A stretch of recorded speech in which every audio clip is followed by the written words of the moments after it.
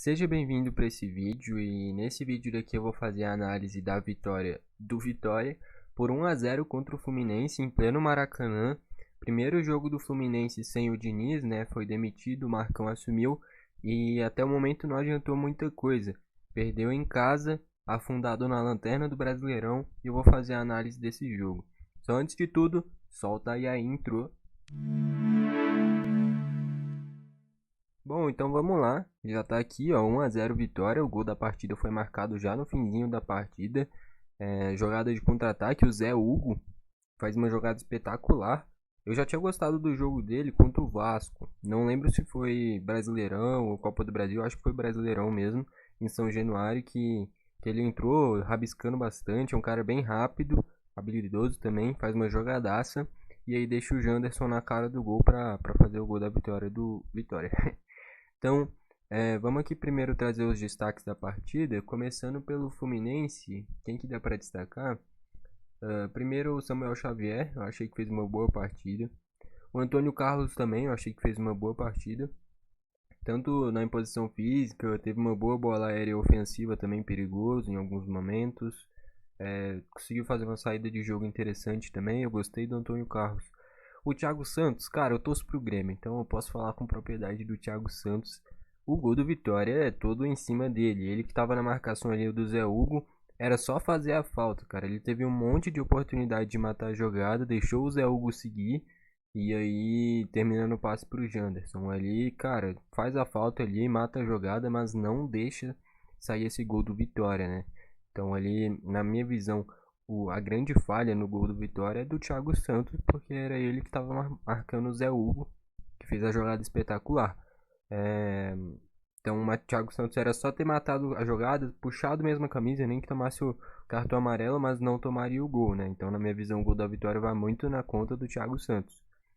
O Marcelo sempre muito perigoso do meio para frente, mas a idade pesa e até por isso ele foi substituído, porque tirar o Marcelo e colocar o Diogo Barbosa, acho que todo mundo concorda que tem um decréscimo de qualidade, porém ganha em velocidade, enfim, mas perde em qualidade. O Gabriel Pires fez um primeiro tempo muito, como é que eu posso falar? Parece que ele tá dormindo em campo, cara.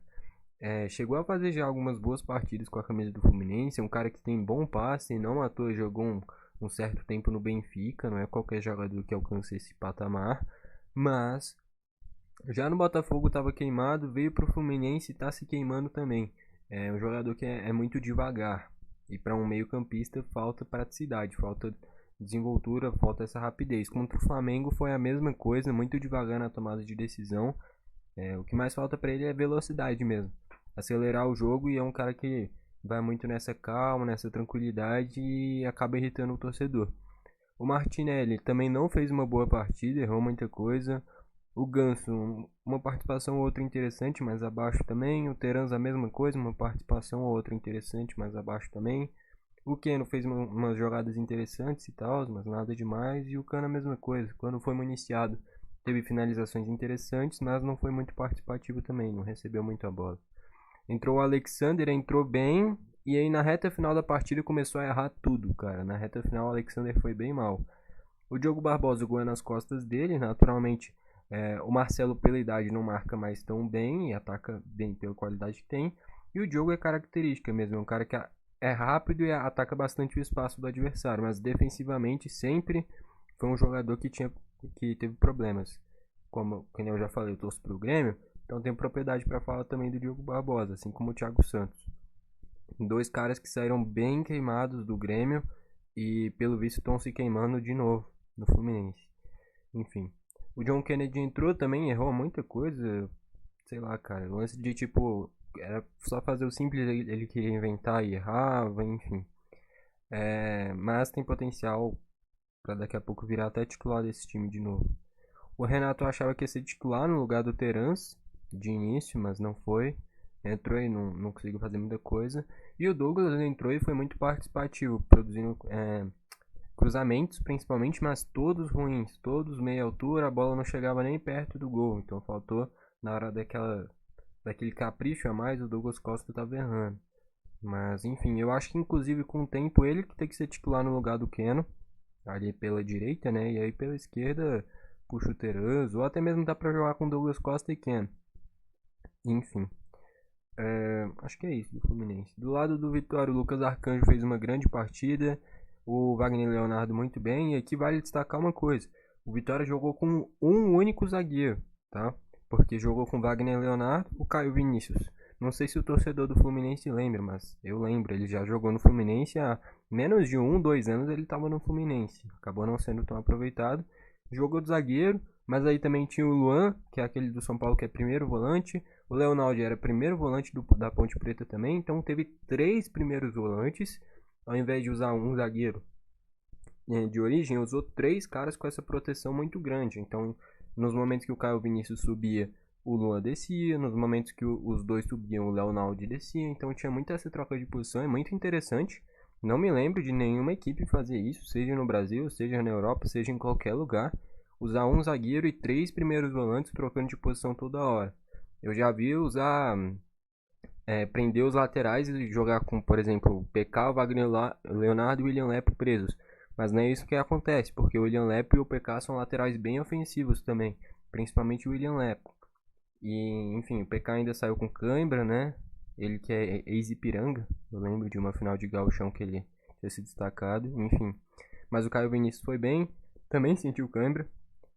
O William Lepo bem também, o Luan foi bem, o Leonardo foi bem. O William Oliveira também foi bem, mas por ser um dos artilheiros do Brasileirão, mesmo sendo volante, eu imaginava até mais participação ofensiva. O Oswaldo, uma outra jogada interessante, mas a idade pesa e ainda uns momentos de contra-ataque ele foi sacado. O Mateuzinho vinha fazendo um jogo bom, mas é porque no banco tem o Gia Mota, cara. Isso é um jogador de nível alto também. Até um tempo atrás era titular do Santos, peça importante no Fortaleza. Tava lá na MLS, né? E aí é difícil deixar esse cara muito tempo no banco e acaba sobrando pro Mateuzinho. Acho que daria para usar até os dois ao mesmo tempo, mas enfim. E o Alejandro lá na frente, eu não gosto muito do Alejandro não, cara. É um cara que surgiu muito bem no Galo, no Bragantino, muito altos e baixos, foi pro Vitória, foi importante, é importante pra esse time, mas é um cara que, sei lá, velho, eu nunca senti, tipo, um cara que, porra, tipo, tem jogador que eu queria ter no meu time, o Alejandro não é esse jogador, por exemplo, entendeu? É mais ou menos nesse sentido, de um cara que às vezes tá dormindo no jogo, enfim, por mais que a gente saiba que tem qualidade. Entraram o Jean Mota, que nem eu falei, entrou bem. O Zé Hugo entrou, talvez o melhor da partida, nesse pouco tempo que ficou em campo. O gol só saiu graças a ele.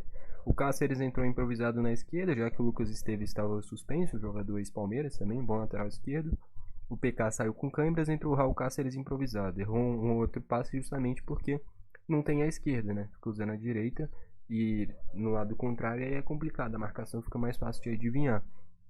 E aí o Samuel Xavier cresceu na parte defensiva quando entrou o Raul Cáceres. Cáceres que é aquele ex-Vasco, ex-Cruzeiro, acho que o torcedor deve lembrar. Entrou ainda o Eric Castilho e o Janderson, jogador ex-Botafogo também, bom atacante, entrou e fez o gol, não é à toa. Já jogou de ponta, joga centralizado também, peça importante para o Vitória. Eu achava que já no do Botafogo não era um cara nem para ser reserva, num Botafogo que ano passado brigou pelo título, não é jogador nem para reserva do Botafogo. Agora um jogador que seja reserva do Vitória, talvez até para titular, eu acho uma boa, entendeu? É mais ou menos nesse patamar. Eu acho que o torcedor do Vitória vai me entender. Hoje o patamar do Vitória é um, do Botafogo é outro. O Botafogo de 2 anos para cá aumentou muito o seu nível. Eu acho que o Janderson não tinha futebol nem para ser reserva do Botafogo.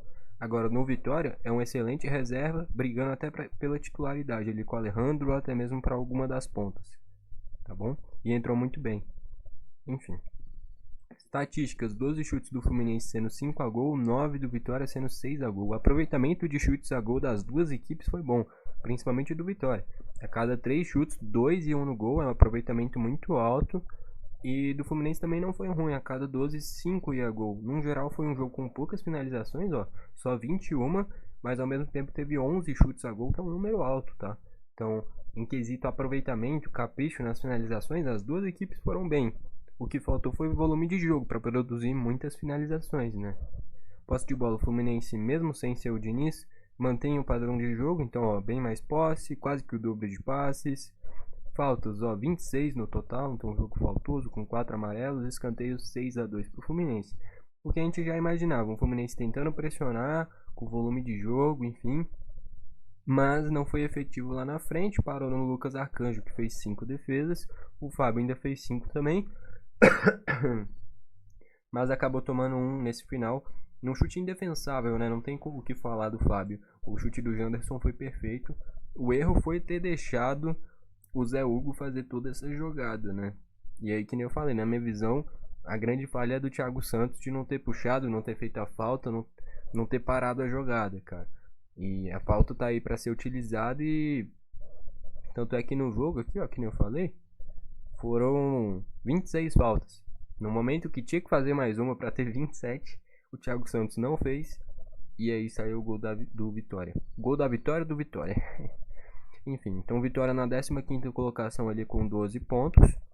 E o Fluminense na última colocação com 6 pontos. É uma campanha de recuperação do Vitória ó, nos últimos 6 jogos. 5 jogos, aliás. 3 vitórias e um empate e só perdeu para o Bragantino por 2-1. Num jogo que ainda saiu vencendo. Depois que o Carpini chegou, o Vitória teve uma crescente muito grande, cara. Eu acho que o Carpini é aquilo, cara. No São Paulo não vingou, mas o Carpini eu acho que é um técnico para equipes que entram como zebras nos jogos. Assim como é o Jair Ventura, a mesma coisa. São caras que não podem jogar em equipes protagonistas, treinar em equipes protagonistas, porque é um estilo de jogo de muito mais aproveitamento, contra-ataque, focar na parte defensiva. E para um São Paulo não dá. Tanto é que com o Zubeldia, o índice de gols, eu não tenho nem as estatísticas, mas pode ter certeza que o São Paulo com o Zubeldia faz mais gols do que fazia com o Carpini. E enfim, o rendimento melhorou no São Paulo. E o Carpini no Vitória também muito bem, cara. Então é um técnico que claramente em equipes com menos pressão consegue desenvolver melhor. Em equipes que ele pode ficar mais plantado defensivamente, explorar contra-ataques, é um cara que claramente rende mais. E até por isso uma campanha muito boa no Vitória. Já o Fluminense acabou de demitir o Diniz, então espera uma mudança daqui pra frente, né? E, putz, o próximo jogo já é contra o meu Grêmio, velho. E o Grêmio tá uma bosta. A verdade é essa. Então não duvido nada do Fluminense ir lá e vencer. O Grêmio não tem nem mando de campo, tá jogando no Couto Pereira, né? Então isso daí é muito bom pro Fluminense. Em uma fase ruim, tem 2 cenários de se imaginar pro torcedor do Fluminense, que próxima rodada é contra o Grêmio. Primeiro, se perder, se lascou. Porque o Grêmio vai para 10 e o Fluminense vai precisar de pelo menos 2, 3 rodadas para sair da lanterna. Não é nem da zona de rebaixamento.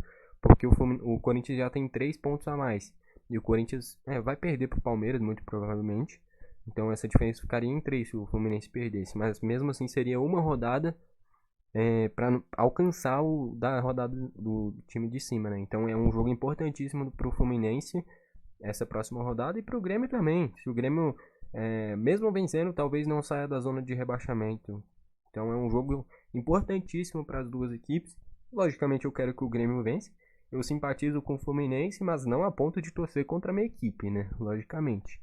Mas vai ser um jogão, com certeza. Acho que dá para dizer que vai ser o melhor jogo da rodada. Duas equipes que daqui uns meses vão se enfrentar nas oitavas de final da Libertadores. E hoje é lanterna contra vice-lanterna. Olha como é que o futebol é, né? O vice-campeão brasileiro do ano passado, que só não foi campeão porque foi roubado contra o Corinthians. Aquele toque de mão do Yuri Alberto. Acho que todo mundo concorda que o Grêmio foi prejudicado. E um Fluminense atual campeão de Libertadores. Esse vai ser o confronto do lanterna contra o vice-lanterna. Por isso que o Brasileirão talvez não seja do nível mais alto, o campeonato do nível mais alto do mundo. Mas é o campeonato que uma equipe que em um ano é vice-campeã, no outro pode ser rebaixada, e uma equipe que está brigando contra o rebaixamento em um ano, no outro pode ser campeã. É um campeonato que você nunca vai ver isso. Você pode até ver, mas é muito raro você ver isso em uma La Liga, em uma Premier League. É muito difícil ver isso, cara. Esse ano até teve algumas surpresas, tipo um Aston Villa, um Girona, na Alemanha o próprio Leverkusen, o Stuttgart. Mas é raro, cara. E aqui no Brasileirão é todo ano. Todo ano tem uma equipe grande brigando lá embaixo, uma equipe pequena surpreendendo lá em cima. Então, esse ano, o Bahia, o Botafogo, o Cruzeiro, o Atlético Paranaense, tudo isso ali no G6, equipes que naturalmente até uns anos atrás era de meio de tabela. De meio de tabela para baixo, inclusive. O Bahia brigou contra o rebaixamento ano passado.